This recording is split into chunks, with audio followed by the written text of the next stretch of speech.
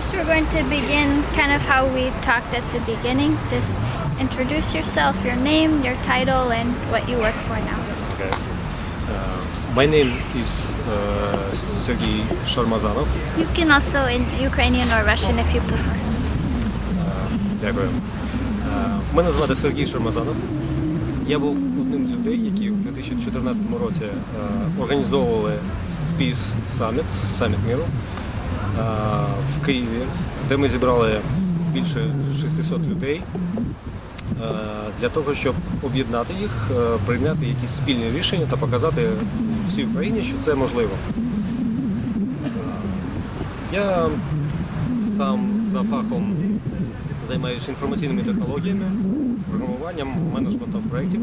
Та коли я дізнався, що нам, як громадянам України, потрібно приймати участь у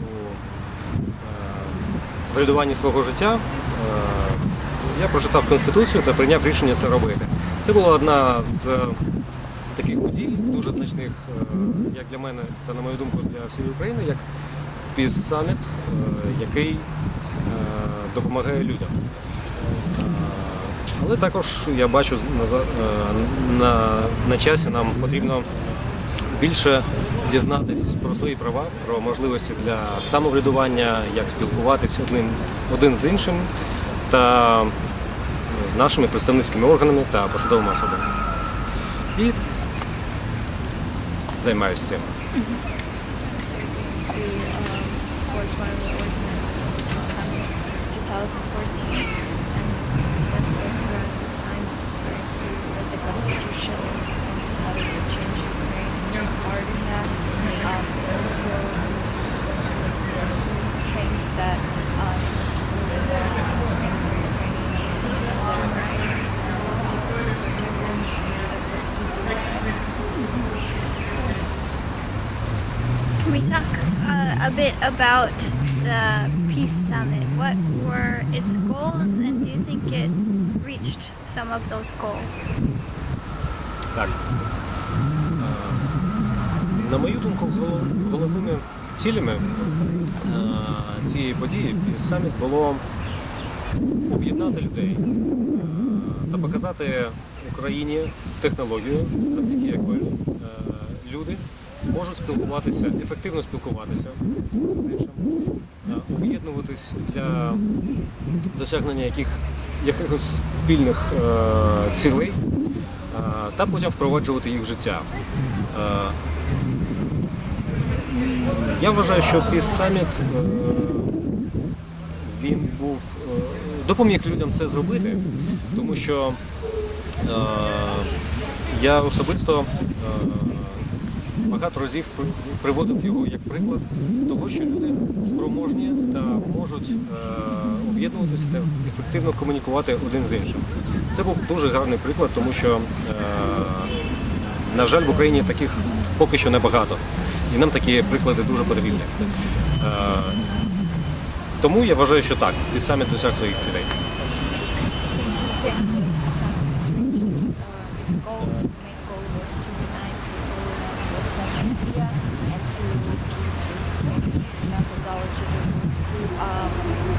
Improve their communications with each other, that would enable this dialogue to happen, that would enable the communities to go better.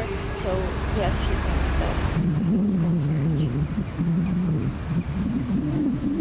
And immediately after the Peace Summit, what was your feeling? Did you feel optimistic? Did you feel like you had a lot of information and you didn't know how to use it? Or? Добре. Прямо після саміту, з одного боку, я відчував себе на підйомі, тому що наші цілі були реалізовані, це було дуже добре. З іншого, у мене було розуміння, що якщо ми не будемо далі допомагати цьому зібранні та людям, надавати їм інформацію та посадовим особам реалізовувати ці рішення, які були прийняті на протязі Peace Summit, тоді ну, цього може не трапитись. І життя показало, що так воно і є. Майже, ну, як мені відомо, майже всі рішення, які були досягнені на протязі цього саміту, не були реалізовані. Але це, я не вважаю, що це якось погано, це просто ось так. Поки що так. Yeah, so immediately after the summit, about like the rise, all the goals that we set were achieved and everything was great. But as life went on, it showed that sometimes people have the desire but not the means to actually plan. So unfortunately, a lot of the things that we planned to do it's not that we're good, it's just how it is, it's just being realistic.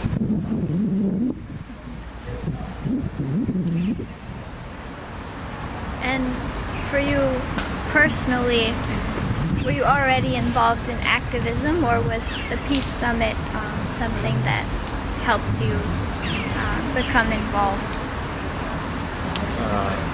Я вже був залучений, я приймав участь у громадянському житті деякий час до цієї події, до Peace Summit. Але Peace Summit допоміг мені отримати знання, що дійсно, ну, до цього моменту це було моє внутрішнє знання, що ми, як люди, ми можемо об'єднатися, ми можемо врядуватись, ми можемо це робити, ми вміємо, ми знаємо, що це можливо. Peace Summit показав на практиці, як ми можемо це робити, як багато купа людей різних, не маючих досвіду у спілкуванні один з іншим, можуть ефективно об'єднатися та прийняти рішення. І це дуже добре. Yeah, before the summit he was involved in activism, but he had this personal feeling that people can be united around one idea that can be productive and it can happen in peace. It's just the proof of that. And he just gained more confidence that his personal did you feel, as you're from Kharkiv, not Kiev, did anybody have any preconceptions about what you might believe, or did they think you might represent the East? Беручи до уваги той факт, що ви з Харкова, а не з Києва, чи були, на вашу думку, у учасників якісь попередження стосовно вас та вашої позиції? Ні, на мою думку, ні. And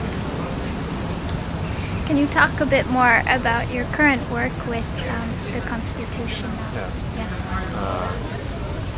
Зараз ми... Ні, спочатку я б хотів трохи розповісти про те, що ми робили після саміту миру.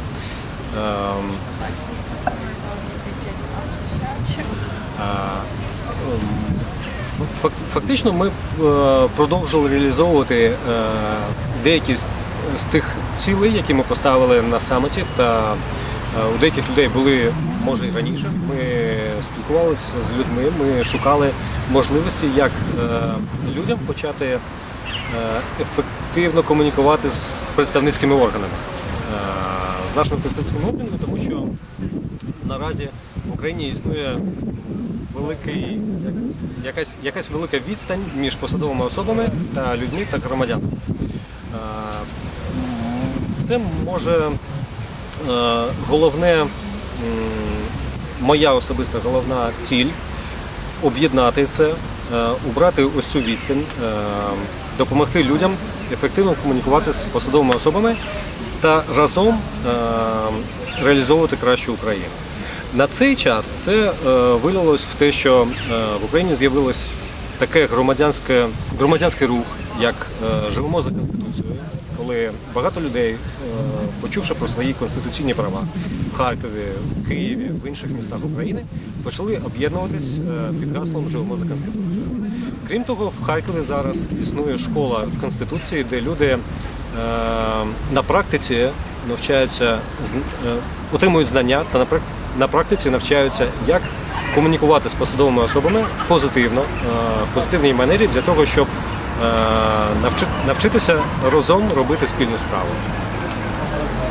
So, after the summit, we saw that there are a lot of opportunities for implementing the way people communicate with governmental officials and how to protect their rights and their eyes and how people influence the development of the power institutions. So,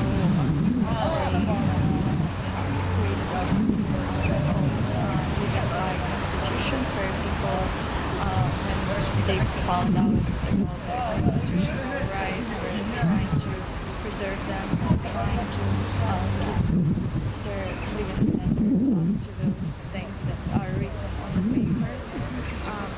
And also, they established a school of constitution where people would take courses about their rights and would gain awareness and confidence about what they deserve to get as citizens. Is it difficult to interpret the Constitution currently? Does it take a lot of education? Фактично це потребує сил, тому що багато років громадяни України не реалізовували свої права, не приймали участі в управлінні державними справами, як на державному, так і на місцевому рівні. Фактично в Україні на цей час можна сказати про те, що не існує місцевого самоврядування у відповідності до Конституції, як воно має бути. Тому людям, які приймають рішення почати це діяти, почати реалізовувати свої думки, це потребує сил, щоб якось пройти через деякі препони, тому що посадові особи звикли діяти самі по собі. Це головна мета, ось показати людям, головна мета школи Конституції, яку ми влаштували зараз, показати людям, як прибирати ці препони та може обходити їх і робити це в позитивній манері, позитивним шляхом. Main goal of the School of Constitution is to show people how to make change in a positive way. Because unfortunately, we do not have the history of citizens knowing, being aware of what rights they have according to the constitutions, and when that different situation would happen, we do not have an experience of demanding our rights to be respected, and because of that we do not have an effective system of local government that would push those governmental officials for power for something better than already exists. And right now, as you mentioned, that unfortunately government officials are still trying to make decisions on their own, like not caring about the end customer, the citizen.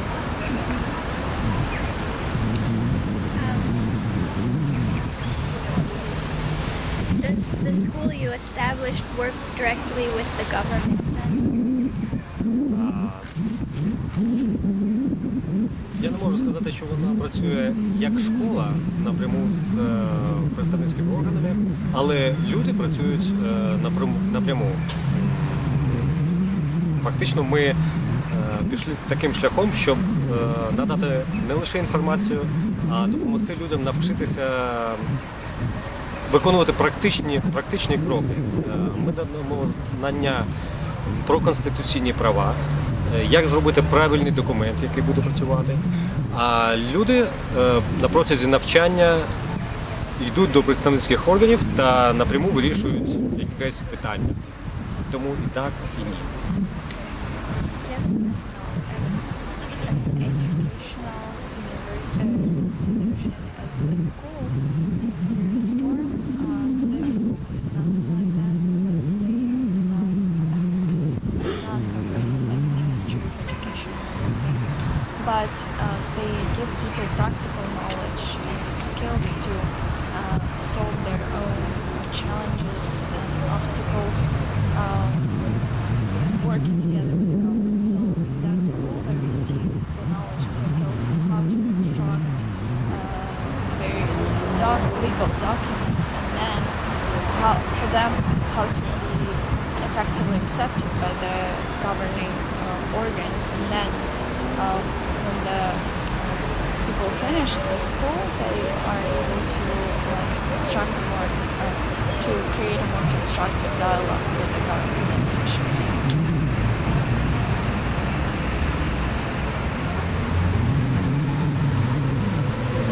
And do you have any examples of this education applied?